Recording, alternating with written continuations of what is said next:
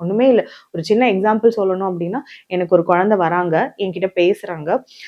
ஸ்கூல்ல தான் அவங்களுக்கு பயம் இருக்கு அப்படின்னு அந்த குழந்தை என்கிட்ட சொல்றாங்க. நான் உடனே என்ன பண்ணேன் அப்படின்னா, அந்த பர்டிகுலர் ஸ்கூலுக்கு இருக்கிற டீச்சர்ஸ் கால் பண்ணி, கிளாஸ் டீச்சர் கால் பண்ணி நான் சொல்றேன், இந்த மாதிரி மிஸ், நீங்க அந்த பாப்பாவை பார்த்துக்கோங்க, அவங்க என்கிட்ட கவுன்சிலிங் வந்துட்டு இருக்கிறாங்க.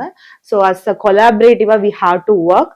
பேரண்ட்ஸு, நீங்க, நானு, நம்ம 3 பேரும் சேர்ந்து தான் இதை ஒர்க் பண்ணணும். ஏன்னா அந்த அந்த பாப்பாவுக்கு வந்து, அந்த குழந்தைக்கு வந்து இப்போதைக்கு ரொம்ப பெரிய கேர் தேவைப்படுது. ஸோ அஸ் அ சைக்காலஜிஸ்டா ரொம்ப பேரண்ட்ஸோட பெர்மிஷனோட ரொம்ப கான்ஃபிடென்ஷியலா அந்த விஷயத்த அந்த மிஸ் கிட்ட வந்து நான் பேசுறேன். ஆனா அடுத்து ஒரு 2 நாள்ல அந்த பாப்பா போயிட்டு அந்த மிஸ் கிட்ட பேசுறாங்க.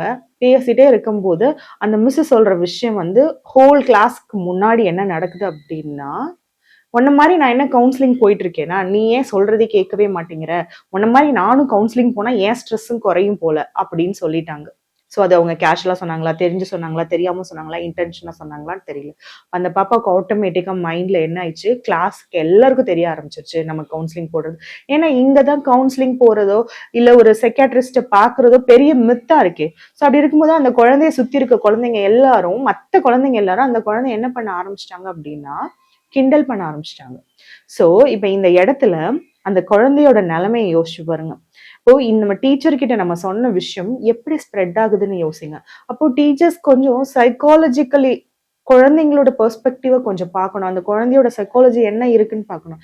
அந்த குழந்தை அடிச்சதுனால இறந்திருப்பாங்களா அப்படின்னு கேட்டீங்க அப்படின்னா, கண்டிப்பா தெரியல. அதாவது அது எல்லா டாக்டர்ஸும் நான் பார்த்தேன். டாக்டர்ஸ் நிறைய பேர் பேசியிருக்காங்க.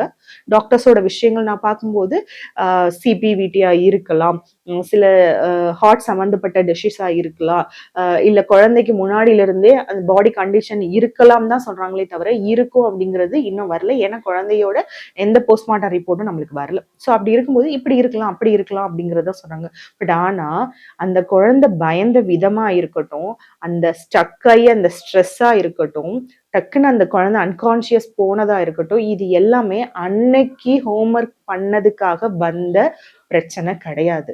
இது கொஞ்ச நாளாவோ இல்ல கொஞ்சம் மாசங்களாவோ அந்த குழந்தைக்கு அந்த டீச்சர் மேல ஒரு பயம் இருந்துகிட்டே இருந்திருக்கும்.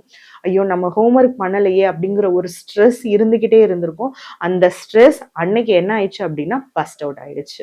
ஸோ ஒரு நாள்ல இப்படி ஆகுமான்னு கேட்டா ஒரு நாள்ல ஆகாது. இது ஒரு கண்டினியூவஸா அந்த குழந்தையோட மைண்டுக்குள்ள இருந்த ஒரு ப்ராசஸா இருக்கலாம்.